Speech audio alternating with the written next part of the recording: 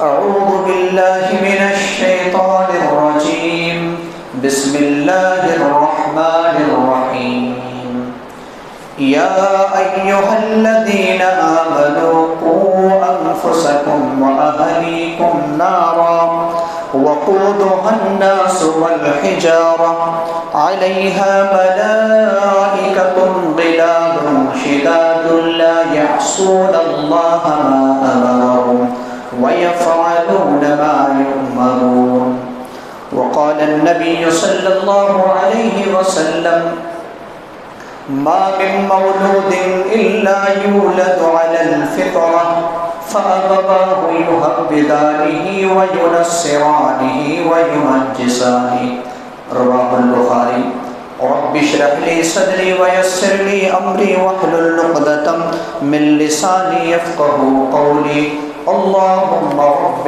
زدني علما آمين. معزز و مکرم حاضرین جوان، بزرگوں، عزیز ساتھیوں، پردہ نشین خواتین اسلامی ماں اور بہنوں، میں نے خطبہ مسنونہ کی بات سورۃ التحریم کی آیت نمبر 6 اور اسی مناسبت سے صحیح بخاری کی حدیث نمبر 1359 پڑھی ہے. اس قرآن کی آیت اور پیارے رسول صلی اللہ علیہ وسلم کی حدیث کو سامنے رکھتے ہوئے جس عنوان کے تحت میں آپ حضرات کی خدمت میں چند باتیں یا چند گزارشات پیش کرنا چاہتا ہوں، وہ نہایت حساس کن اور ہمارے اور آپ کے لیے ضروری ہے، اور وہ ہے اولاد کی تعلیم اور تربیت میں والدین کا کردار. اولاد کی تعلیم اور تربیت میں والدین کا کیا کردار ہونا چاہیے، کس طریقے سے اپنی اولاد کو صحیح تعلیم اور تربیت سے روشناس کرائے. کتاب و سنت ہمیں اور آپ کو اس کے بارے میں کیا رہنمائی کر رہی ہے. حالانکہ یہ طویل اور لمبا عنوان ہے، لیکن نہایت اختصار کے ساتھ میں اس عنوان کو سمیٹنے کی کوشش کروں گا. اللہ رب العالمین مجھے اس عنوان کے تحت صحیح کہنے اور ہم سب کو اس پر عمل کرنے کی توفیق عطا فرمائے. آمین یا رب العالمین. اولاد ایک عظیم نعمت ہے اور امانت بھی ہے. اس دو لفظ کو یاد رکھیں کہ اولاد ایک نعمت بھی ہے اور امانت بھی ہے. کتنی بڑی نعمت ہے ان سے آپ پوچھئے جسے اللہ رب العالمین نے اس عظیم نعمت سے محروم رکھا ہے، جسے اللہ رب العالمین نے صاحب اولاد نہیں بنایا، جسے اللہ رب العالمین نے اولاد جیسی عظیم نعمت سے دور رکھا ہے، جسے بانجھ بنایا ہے، اسے آپ پوچھئے. قرآن مقدس میں کم از کم 2 نبیوں کا ذکر ایسا آتا ہے کہ جنہوں نے اس نعمت کو حاصل کرنے کے لیے بڑھاپے کی عمر تک دعا کی. ان میں سے ایک جلیل القدر پیغمبر خلیل اللہ حضرت ابراہیم علیہ السلام. سورہ صافات آیت نمبر 101 یہاں سے لے کر چند آیتوں تک اللہ رب العالمین نے حضرت ابراہیم علیہ السلام کا ذکر کیا. تو حضرت ابراہیم علیہ السلام اپنی رب کی بارگاہ میں دعا کرتے ہیں اور کہتے ہیں رب ہب لی من الصالحین، پروردگار عالم مجھے تو نیک اور صالح اولاد عطا فرما. اس اولاد جیسی عظیم نعمت سے تو نے محروم رکھا ہے، لہذا تو ہمیں نیک اور صالح اولاد عطا فرما. اور دوسرے پیغمبر حضرت زکریا علیہ السلام، سورہ مریم کا پہلا جو رکوع ہے اس میں حضرت زکریا علیہ السلام کا پورا واقعہ بیان کیا گیا ہے، اور کئی صورتوں کے اندر بھی ان کا ذکر ہے.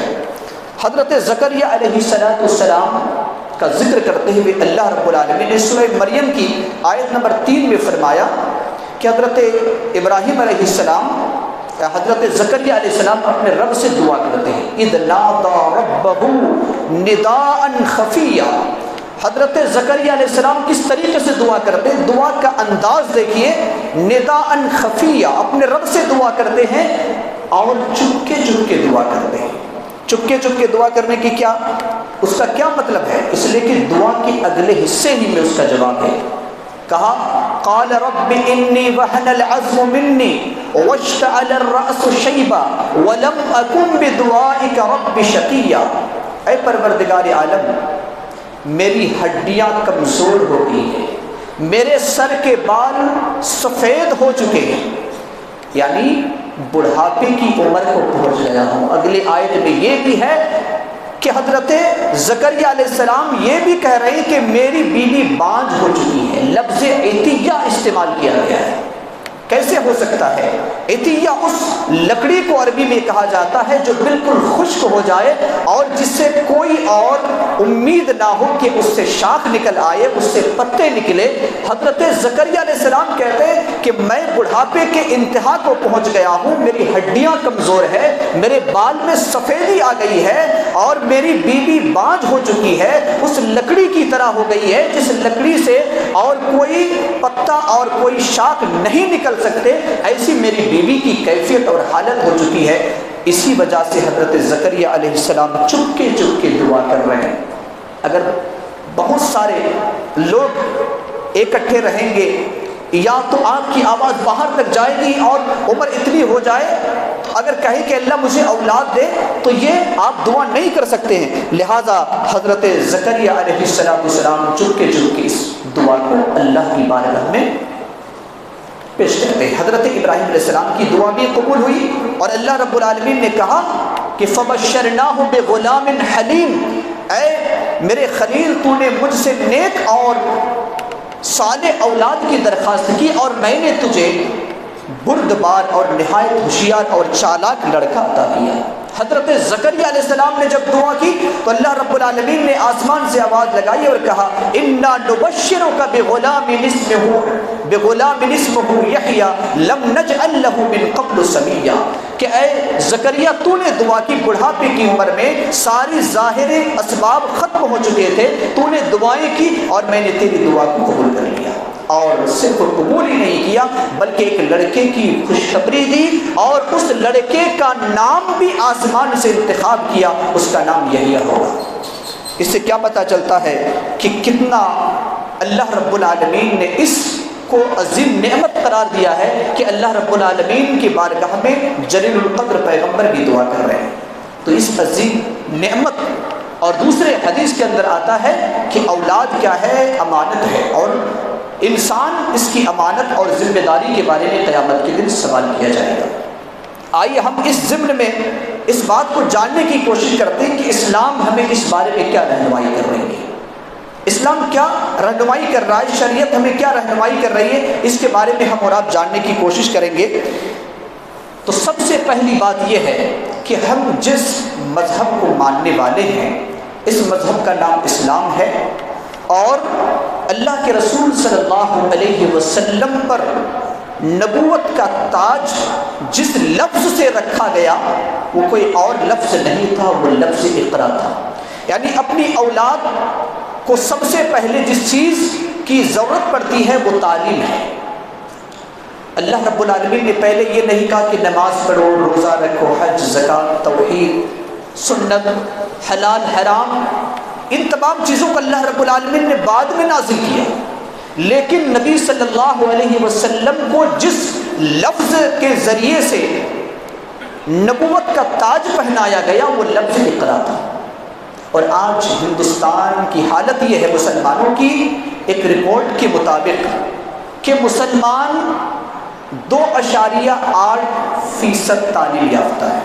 اس کا سیدھا سا مطلب یہ ہے کہ 100 میں سے 3 سے بھی کم لوگ تعلیم یافتہ ہیں، 100 سے کم لوگ تعلیم یافتہ ہیں، یعنی 100 میں صرف 3 لوگ سے کم، مان لیجئے کہ 3 لوگ تعلیم یافتہ ہے اور 97 لوگ جو ہے جاہل، ان پڑھ ہیں۔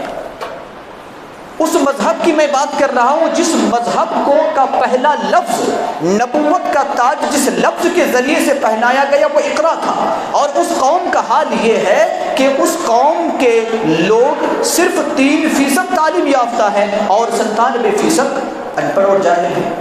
اور ہم کہتے ہیں کہ ہمارے حالات ایسے کیوں ہیں؟ تو اس کی وجہ یہ ہے کہ اللہ رب العالمین نے جو سب سے پہلا جس چیز کو ضرورت محسوس کرتے ہوئے اللہ رب العالمین نے ہمارے لیے نازل کیا ہے، ہم نے اسے ترک کر دیا ہے۔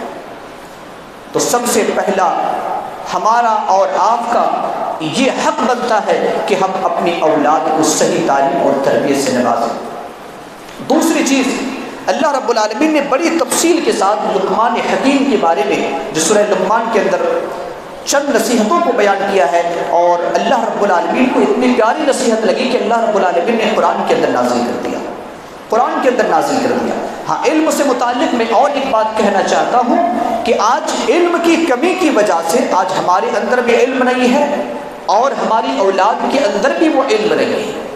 آج خاص طور سے دشمنان اسلام، مخالفین اسلام مسلمانوں کو نشانہ بناتے ہیں، پیغمبر اسلام کو نشانہ بناتے ہیں، اللہ کو نشانہ بناتے ہیں، قرآن کو نشانہ بناتے ہیں۔ ان چار چیزوں کو نشانہ ستم بنایا جاتا ہے۔ قرآن پر بھی اعتراض، اللہ پر، رسول پر اور مذہب اسلام پر۔ یہ جو ہمارے جو اس طریقے سے اعتراضات ہوتے ہیں، غیر مسلم اعتراضات کرتے ہیں، لیکن ہم وہ مسلمان ہیں کہ ہم اسلام کو پڑھ کر کے ان کے جواب دینے کی صلاحیت ہم اپنے اندر پیدا نہیں کرتے، اور جب اسلام کے خلاف کوئی باتیں ہوتی ہے تو ہم پروٹیسٹ کرتے ہیں، احتجاج کرتے ہیں، اور احتجاج بھی ایسا احتجاج جو پرامن نہ ہو، ایسا احتجاج جو ہمارا ہندوستان کا قانون اجازت نہ دیتا ہو، ایسے الفاظ کا ہم استعمال کرتے ہیں۔ ہم کیا کہتے ہیں؟ ہم احتجاج میں یہ کہتے ہیں کہ گستاخ رسول کی ایک ہی سزا، سر تن سے جدا، سر تن سے جدا۔ بتائیے یہ کہیں کا یہ حکم ہے، اور اس کی وجہ سے کتنے ڈیبیٹ ہو رہے ہیں، اور اس کی وجہ سے کتنی گرفتاریاں ہو رہی ہیں، اور ان کی وجہ سے نہ جانے کتنے ماحول کو ختم کیا جا رہا ہے، ماحول کو یعنی ماحول پرامن ماحول کو تشویشناک میں تبدیل کر دیا جا رہا ہے۔ لہٰذا یہ علم کی کمی کی وجہ سے یہ ساری باتیں ہماری اور آپ کے سامنے آتی ہیں۔ لہٰذا سب سے پہلی ذمہ داری ہے کہ ہم جس مذہب کے ماننے والے اس نے تعلیم پر سب سے پہلا زور دیا ہے اور ضرورت کو محسوس کرتے ہوئے آیت کو نازل کیا ہے۔ دوسری چیز یہ ہے کہ اللہ رب العالمین نے سورہ لقمان کی آیت نمبر 13 میں ارشاد فرمایا وَإِذْ قَالَ لُقْمَانُ لِابْنِهِ وَهُوَ يَعِظُهُ يَا بُنَيَّ لَا تُشْرِكْ بِاللَّهِ إِنَّ الشِّرْكَ لَظُلْمٌ عَظِيمٌ۔ حضرت لقمان حکیم نصیحت کرتے ہوئے کہتے ہیں، بیٹے شرک نہ کرنا، اے لاڈلے، اے پیارے، شرک نہ کرنا۔ انداز بھی دیکھیے، بیان کرنے کا انداز بھی کتنا بہترین ہے۔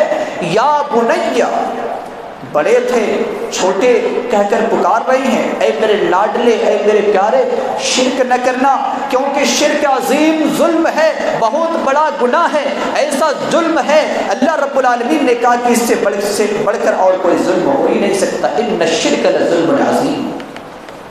آج بچے کی پیدائش کے بعد ہی سے ہم اور آپ گلے میں تعویذ، کمر، پیر اور ہاتھ میں کالی رسیاں باندھتے ہیں، اور شرک کا وہی سے آغاز ہم کر دیتے ہیں۔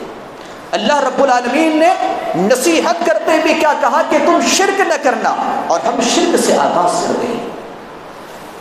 دوسری نصیحت جو سورہ لقمان کے اندر ہے اور آیت نمبر 16 میں اللہ رب العالمین نے یہ بھی انہوں نے کیا کہا دیکھیں، یا بنی انہا ان تک مثقال حبۃ من خردل فتکن فی صخرۃ او فی السماوات او فی الارض یأتی بها اللہ ان اللہ لطیف خبیر۔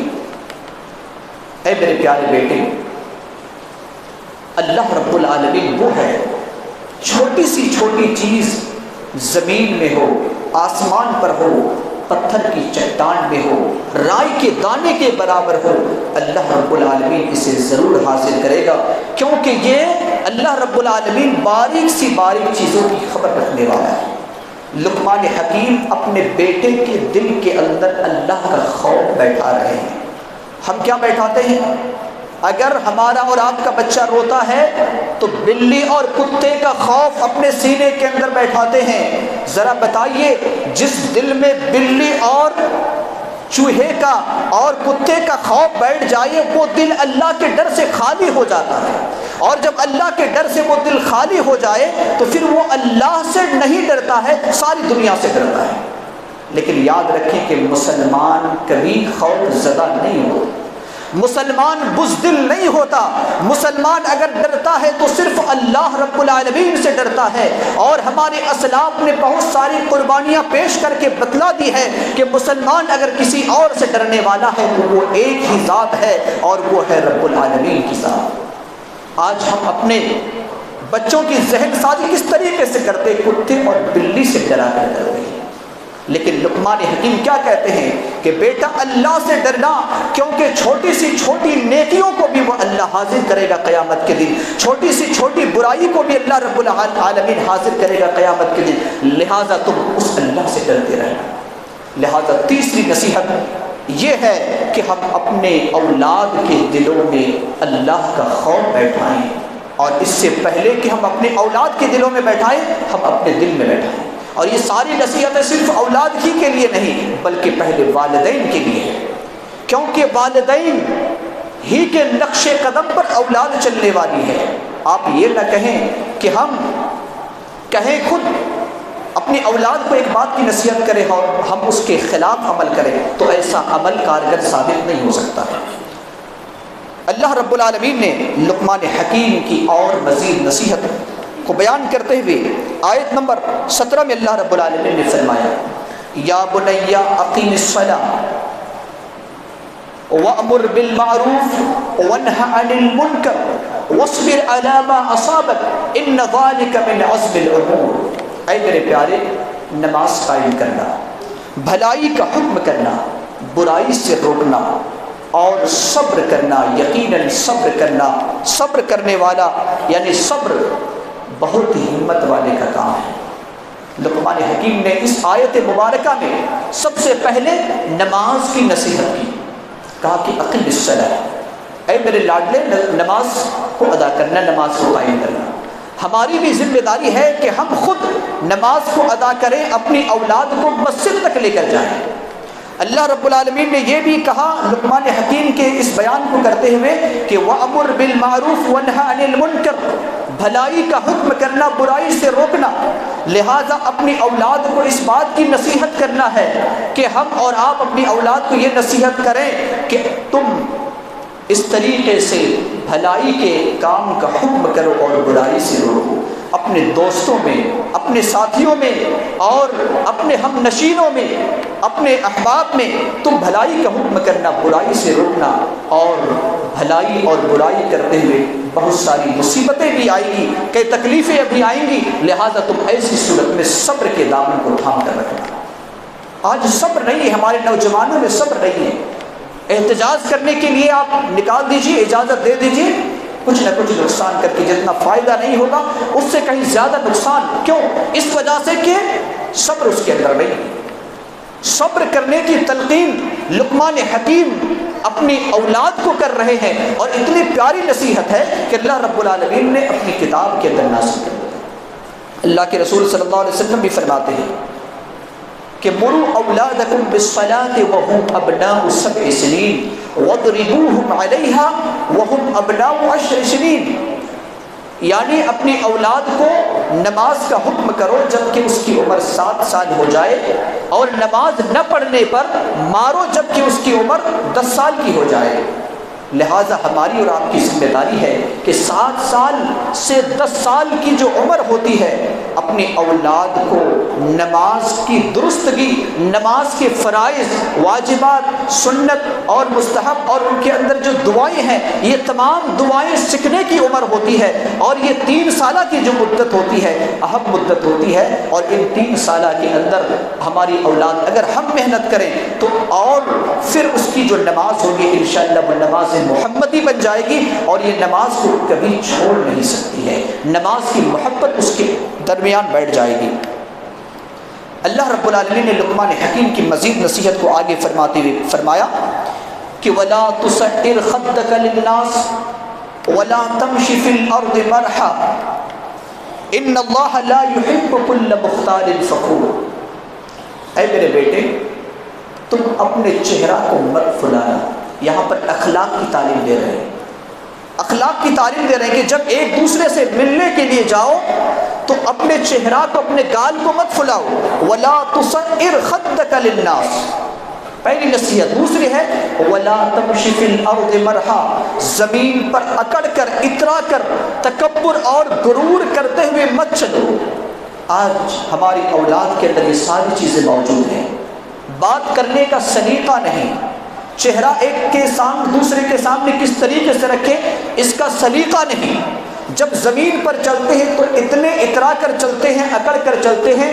زمین پر تو اب قدموں سے چلا نہیں جاتا، بائک اور گاڑیوں سے چلتے ہیں اور اتنی تیز سے چلاتے ہیں کہ اپنے باپ کا بھی نقصان کرتے ہیں، خود کا بھی نقصان کرتے ہیں اور کتنے ہی تو موت کے منہ میں سما جاتے ہیں۔ لہٰذا ہماری ذمہ داری ہے کہ لقمان حکیم کی اس نصیحت کو اپنی اولاد کے دلوں کے اندر بیٹھائیں، ذہن سازی کریں اور اس کے دلوں کے اندر بیٹھائیں کہ لوگوں سے ملنے کا طریقہ کیا ہے، لوگوں کے سامنے چہرہ پیش کرنے کا طریقہ کیا ہے۔ اللہ کے رسول صلی اللہ علیہ وسلم فرماتے ہیں کہ کوئی بھی معمولی چیز کو تم حقیر مت سمجھو، وَلَا تَحْقِرَنَّ مِنَ الْمَعْرُوفِ شَيْئًا، بھلائی معروف چیز کو حقیر مت سمجھو، اگرچہ تم اپنے بھائی سے مسکراتے ہوئے چہرہ ہی کیوں نہ ملو۔ مطلب ہے کہ اگر آپ مسکراتے ہوئے چہرے، اپنے دل سے مسکراتے ہوئے چہرے اگر اپنے بھائی سے مل رہے ہیں تو اس میں بھی نیکی ہے اور اس نیکی کو بھی معمولی مت سمجھو۔ لہٰذا اللہ کے رسول صلی اللہ علیہ وسلم نے یہ بھی فرمایا کہ جو تکبر کرے گا، جس کے دل کے اندر رائی کے دانے کے برابر بھی تکبر ہوگا، وہ جنت میں داخل نہیں ہو سکتا ہے۔ لہٰذا یہاں پر بھی اللہ رب العالمین نے لقمان حکیم کی نصیحت کو بیان کرتے ہوئے فرمایا کہ زمین پر جب چلو تو اترا کر مت چلو، اکڑ کر مت چلو، کیونکہ اللہ رب العالمین اس کو پسند نہیں کرتا۔ ان اللہ لا يحب كل مختال فخور، اللہ رب العالمین تکبر اور فخر کرنے والے کو پسند نہیں کرتا۔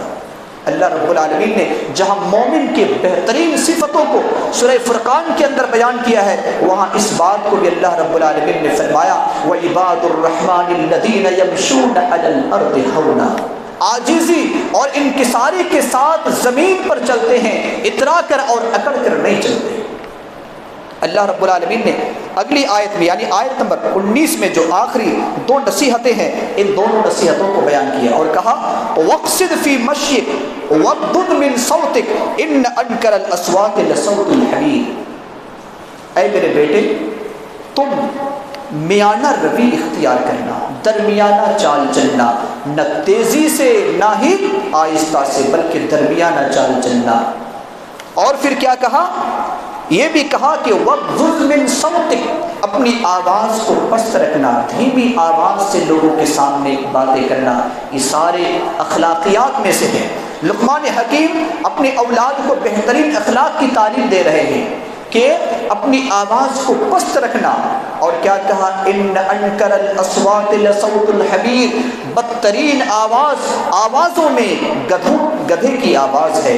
لہٰذا اگر بہترین آواز چیخ کر کے بولنا ہوتا تو اللہ رب العالمین اس نصیحت کو یہاں پر بیان نہ کرتے۔ بہترین آواز دھیمی آواز ہے جو اپنی اولاد کو تعلیم دی جا سکتی ہے، اور تعلیم دینے کے بارے میں اللہ رب العالمین نے بیان کیا ہے۔ یہ چند نصیحتیں لقمان حکیم اپنی اولاد کو نصیحت کر رہے ہیں۔ لہٰذا ہماری اولاد کی ذمہ داری ہے، ہم پر یہ ذمہ داری ہے کہ ہم اسے صحیح تعلیم اور تربیت سے روشناس کرائیں، اور اولاد کو دوسری بات یہ ہے کہ اپنی اولاد کو پیسے کمانے کی مشین نہ سمجھیں، پیسے کمانے کی مشین نہ سمجھیں کہ تھوڑے دن پڑھ لیے اور پڑھنے کے بعد اب تو انکم ہی کرنا ہے۔ ہاں ٹھیک ہے، اتنا تو ضرور پڑھا لیں کہ وہ تعلیم یافتہ لوگوں میں ان کا شمار ہو، لوگ سمجھیں کہ ہاں یہ تعلیم یافتہ ہے۔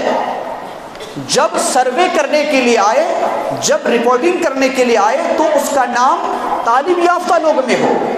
ورنہ مسلمان اگر 3% آج تعلیم یافتہ رہیں گے تو ہندوستان کی سرزمین پر ہم کیسے کہہ سکتے ہیں کہ مسلمانوں کی حالت بہتر ہو سکتی ہے؟ کبھی بھی نہیں بہتر ہو سکتی ہے۔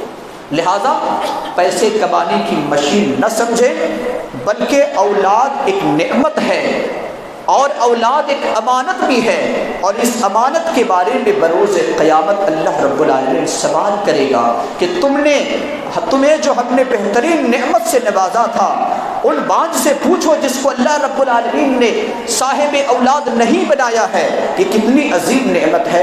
میں نے اس سے یہ سوال نہیں کیا، لیکن تم سے یہ سوال کیا جا رہا ہے کہ اپنے اولاد کا حق تم نے ادا کیا یا نہیں، اپنے اولاد کی صحیح تعلیم اور تربیت سے نوازا یا نہیں۔ اور جب یہ تو آخری بات ہے، اور میں آخری بات اور ایک بات کہہ کر اپنی بات کو ختم کرنا چاہتا ہوں۔ پیارے رسول صلی اللہ علیہ وسلم کی وہ حدیث ہے جو صحیح مسلم حدیث نمبر 1631 میں موجود ہے۔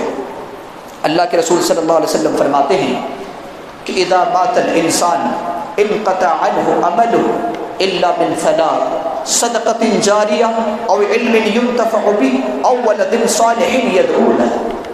ہم میں سے ہر شخص اس دنیا میں رہنے والے نہیں ہیں، ہم اس دنیا کے مسافر ہیں، چند دنوں کے بعد ہم اس دنیا سے چلے جائیں گے، لیکن اللہ کے رسول صلی اللہ علیہ وسلم کیا فرماتے ہیں کہ جب انسان کی موت ہو جاتی ہے تو اس کے سارے اعمال بند ہو جاتے ہیں۔ ہم نماز نہیں پڑھ سکتے، روزہ نہیں، حج و زکوٰۃ نہیں، دنیا کے اندر کار خیر ہم نہیں کر سکتے ہیں، لہذا سارے نیک اعمال کا سلسلہ ختم ہو جاتا ہے۔ ہمارے سانس رکنے کے ساتھ ہی سارے نیک اعمال کا سلسلہ ختم ہو جاتا ہے۔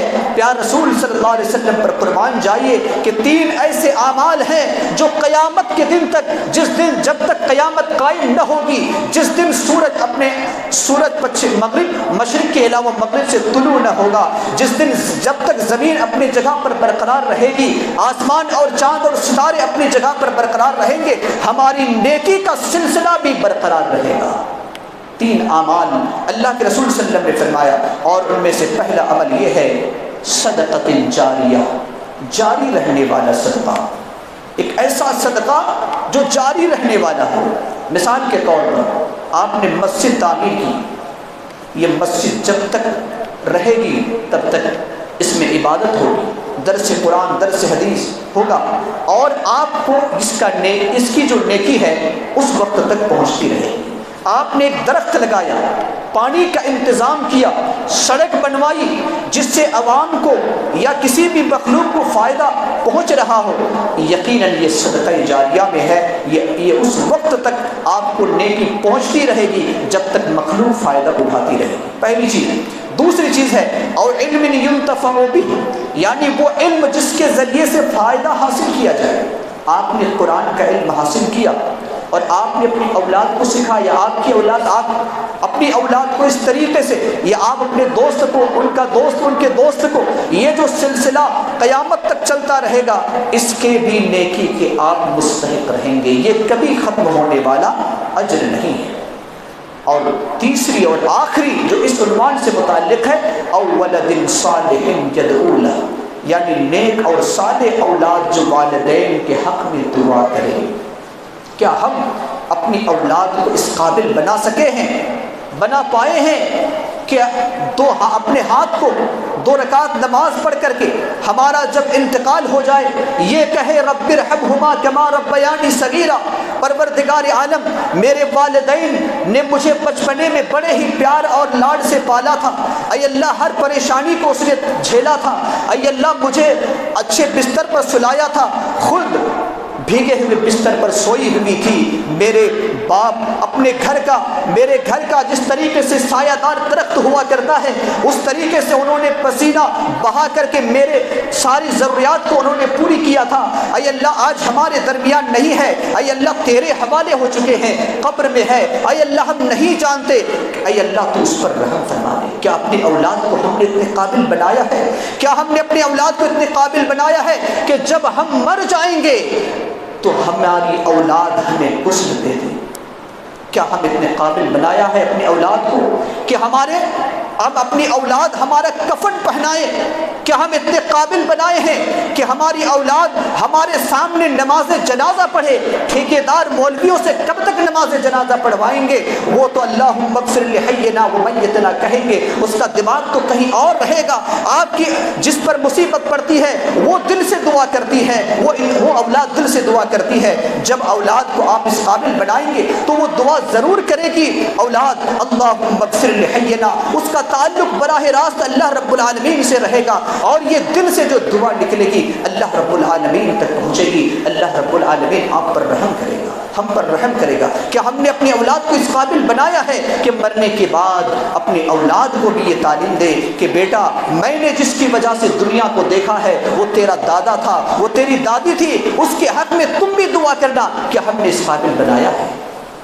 اس قابل ہم نے بنایا نہیں، لہٰذا ہماری ذمہ داری ہے مسلمانوں کہ اولاد ہمارے لیے امانت بھی ہے اور ہمارے لیے ایک بہت بڑی نعمت بھی ہے، لہٰذا اس نعمت کو اور اس امانت کا صحیح استعمال کریں اور صحیح تعلیم و تربیت سے نوازیں۔ اللہ رب العالمین سے دعا گو ہیں کہ اللہ رب العالمین ہم تمام لوگوں کو ان باتوں پر عمل کرنے کی توفیق عطا فرمائے۔ اللہ رب العالمین ہم تمام کی اولاد کو نیک اور صالح بنائے۔ الہ العالمین ہم تمام لوگوں کی اولاد کو اے اللہ تو دنیا میں آنکھوں کی ٹھنڈک بنا اور جنت میں جانے کا سبب بنا۔ الہ العالمین جو ہمارے مرحومین اور مرحومات ہے اے اللہ ان کی قبر کو نور سے منور فرما دے۔ ہم میں سے جو بیمار ہے اے اللہ ان شفائے کلی اور شفائے عاجلی عطا فرما۔ الہ العالمین جو جس پریشان حال میں مبتلا ہے اے اللہ تو ان کی پریشانی کو دور فرما دے۔ رب کریم جب تک ہم زندہ رہیں ایمان اور اسلام پر زندہ رہیں، جب اپنے پاس بلا ایمان اور اسلام پر بلا۔ آمین۔ بارک اللہ لنا ولکم فی القرآن العظیم ونفعنا وإياكم بالآیات والذکر